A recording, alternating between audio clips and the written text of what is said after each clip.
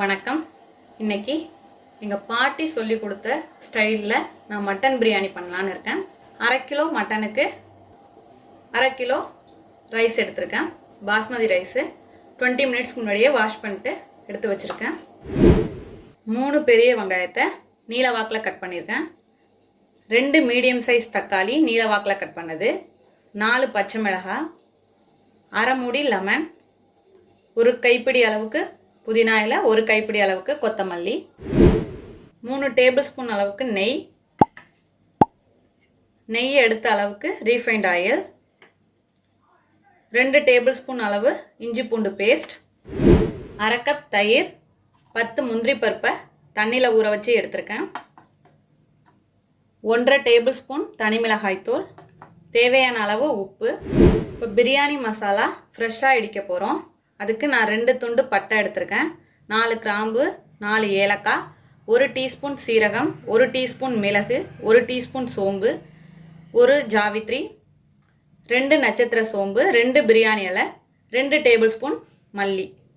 இது எல்லாமே பிரியாணி மசாலாவுக்கு தேவையான பொருட்கள். தாளிப்புக்கு 1 சின்ன துண்டு பட்டை, 3 கிராம்பு, 3 ஏலக்காய், 2 பிரியாணி இலை. அவ்வளோதான். இப்போ செய்ய ஸ்டார்ட் பண்ணலாம். இப்போ பிரியாணி மசாலா செய்ய போகிறோம். பிரியாணி மசாலாவுக்கு இப்போ ஒரு கடாய் எடுத்துகிட்டு, கடாய் ஹீட் ஆனதும் மசாலாவுக்கு தேவையான பொருள்லாம் எடுத்து வச்சதை ட்ரையாக வறுத்து எடுக்க போகிறோம். இது வாசனை வர வரைய வறுத்துக்கோங்க.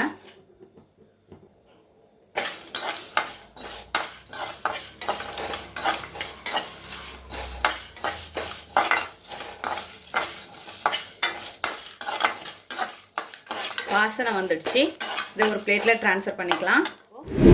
பிரியாணி மசாலாவுக்கு வறுத்து எடுத்தாச்சு. இதை ஆறுனதும் அரைச்சி எடுத்துகிட்டு வந்துடலாம். ஒரு குக்கர் வச்சுட்டேன். குக்கர் ஹீட் ஆனதும் அதில் மட்டன் சேர்த்துப்போம்.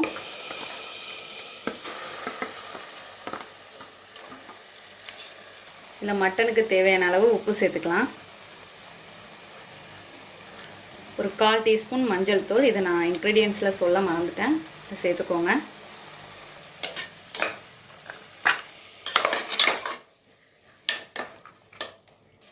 இதோட 1 டேபிள் ஸ்பூன் அளவுக்கு இஞ்சி பூண்டு பேஸ்ட்,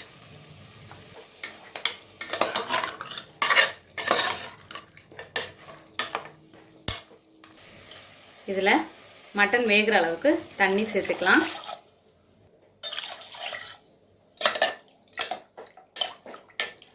கலந்து விட்டுக்கோங்க. தண்ணி சேர்த்ததும் மூடி போட்டு 5 விசில் வரணும். 5 விசில் வந்தோன்னே ஸ்டவ்வை ஆஃப் பண்ணிவிட்டு ப்ரெஷர் போனதும் ஓப்பன் பண்ணி பார்க்கலாம். இப்போ 5 விசில் வந்துட்டு நான் ஸ்டவ்வை ஆஃப் பண்ணிட்டேன். அதுக்குள்ளே பிரியாணி மசாலா அரைச்சி எடுத்துகிட்டு வந்தாச்சு. இது ப்ரெஷர் போகட்டும், ஓப்பன் பண்ணி பார்க்கலாம். ஒரு மிக்ஸி ஜார் எடுத்துக்கோங்க. இதில் நம்ம நறுக்கி வச்சுருக்க வெங்காயம் சேர்த்துக்குங்க. ஒரு பல்ஸ் சீக்கிரம் வெங்காயம் வேகிறதுக்காக ஒரு பல்ஸ் அடித்து எடுத்துகிட்டு வந்துடலாம். அதோட பச்சை மிளகாயும் சேர்த்துப்போம். இது ஒரு பல்ஸ் அடித்து எடுத்துகிட்டு வந்துடுவோம். இப்போ இது போல் அரைச்சி எடுத்துகிட்டு வந்தாச்சு. அடுத்து ஊற வச்ச முந்திரி பருப்பையும் அரைச்சி எடுத்துகிட்டு வந்துடுவோம். அவ்வளோதான், அரைச்சாச்சு. இப்போ எல்லாமே ரெடியாக இருக்குது. இப்போ பிரியாணி பண்ண ஸ்டார்ட் பண்ணலாம். இப்போ பிரியாணி செய்கிறதுக்கு அடிக்கனமான பாத்திரம் எடுத்துக்கணும். இதில் நெய் சேர்த்துக்கலாம். அதோட ஆயில். ஹீட் ஆனதும் தாளிப்பு ஐட்டம்லாம் சேர்த்துக்கலாம். இதோட வெங்காயம், பச்சை மிளகாய் சேர்த்து அரைச்சது,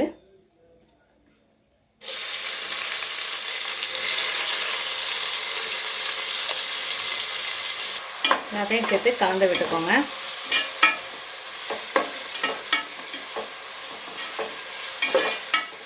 பிரியாணிக்கு எப்பயுமே வெங்காயம் நல்லா வதங்கணும், அப்போ தான் நல்லாயிருக்கும் பிரியாணி. அதனால் நல்லா வதங்கட்டும். நல்லா வதங்கிட்டு இருக்கு. இந்த ஸ்டேஜில் இஞ்சி பூண்டு பேஸ்ட் சேர்த்துக்கலாம்.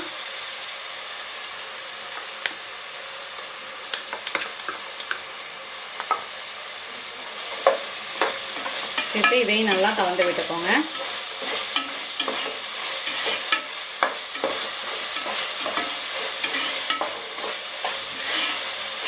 கலந்ததும் இதில் ஒரு 1 டீஸ்பூன் அளவுக்கு மஞ்சள் தூள், 1.5 டேபிள் ஸ்பூன் மிளகாய் தூள்,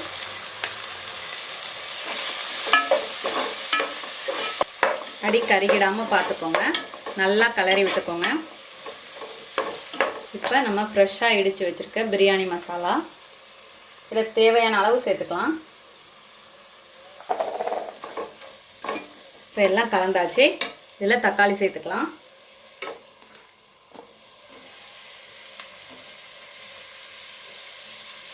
தக்காளி சேர்த்துட்டு தக்காளி நல்லா வெந்து வரணும், குழஞ்சிடணும்.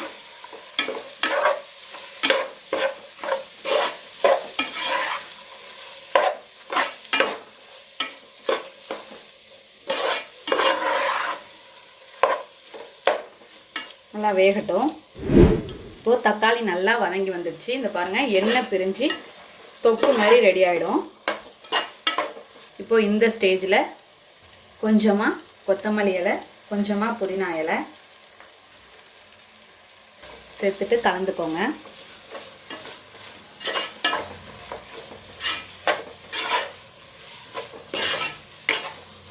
இப்போ இதோட 1/2 கப் தயிர், நல்லா கெட்டியான தயிராக சேர்த்துக்கோங்க.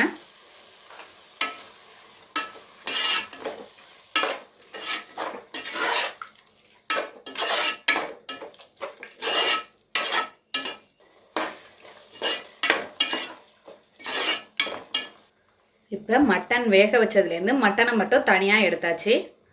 இதை சேர்த்துக்கலாம்.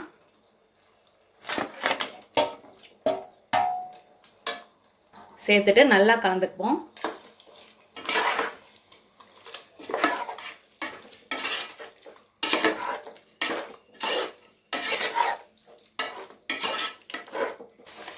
நல்லா கலந்தாச்சு. நான் ரைஸ் இந்த கிளாஸால் 2 கிளாஸ் எடுத்தேன். இப்போ இந்த கிளாஸால் 3 கிளாஸ் தண்ணி சேர்க்கணும். ஆல்ரெடி மட்டன் வேக வச்ச தண்ணி 2 கிளாஸ் அளவுக்கு இருக்குது. இன்னும் 1 கிளாஸ் நம்ம சாதா தண்ணியாக சேர்த்துக்கலாம். இப்போ இது மொத்தமாக 3 கிளாஸ்.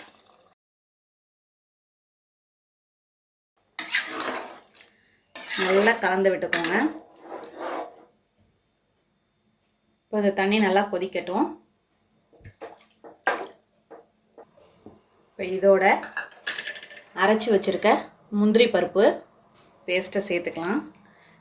இந்த முந்திரி பருப்பு வந்து ரிச் டேஸ்ட் கொடுக்கும். அதுக்காக தான் எங்கள் பாட்டி சொன்னதுனால நானும் அதை சேர்க்குறேன். பிரியாணிக்கு எப்போவுமே எங்கள் வீட்டில் முந்திரி பருப்பு அரைச்சி சேர்ப்போம். இப்போது தேவையான அளவு உப்பு சேர்த்துக்கலாம். சேர்த்துட்டு உப்பு, புளிப்பு, காரம் எல்லாம் கரெக்டாக இருக்கான்னு செக் பண்ணிக்கோங்க. எப்போவுமே பிரியாணிக்கு 1 கல் உப்பு கூட இருக்கணும். அப்போ தான் சாதத்தோடு வேகிறப்ப கரெக்டாக இருக்கும். செக் பண்ணிக்கோங்க. இது போல் தண்ணி சேர்த்ததும் நல்லா கொதிச்சோன்னே நம்ம ரைஸ் சேர்த்துக்கலாம். அரிசியை புழிஞ்சிட்டு சேர்த்துக்கோங்க. இப்போ ரைஸை சேர்த்துட்டு நல்லா கிளறி விட்டுக்கோங்க. இப்போ கலந்ததும் அதில் 1/2 மூடி லெமன் ஜூஸ் சேர்த்துக்கலாம். சேர்த்துட்டு கலந்துக்கோங்க.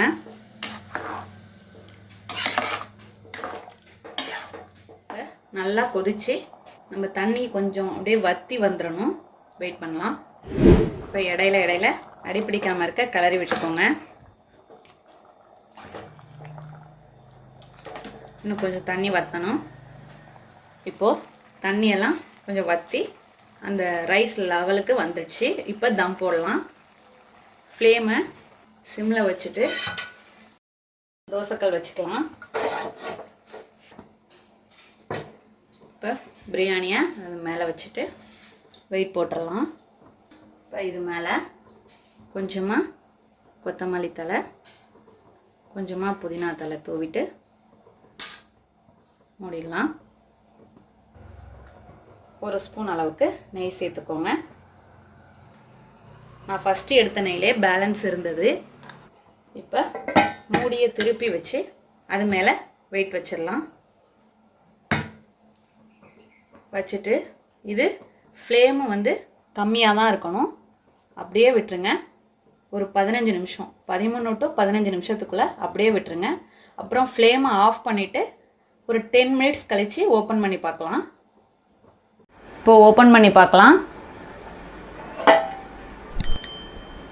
சூப்பராக வந்திருக்கு. அவ்வளோதான், நம்மளோட அருமையான அற்புதமான மட்டன் பிரியாணி தயாராகிடுச்சு. இதே போல் நீங்களும் உங்கள் வீட்டில் செஞ்சு பார்த்துட்டு எப்படி வந்துச்சுன்னு கமெண்ட்டில் சொல்லுங்கள்.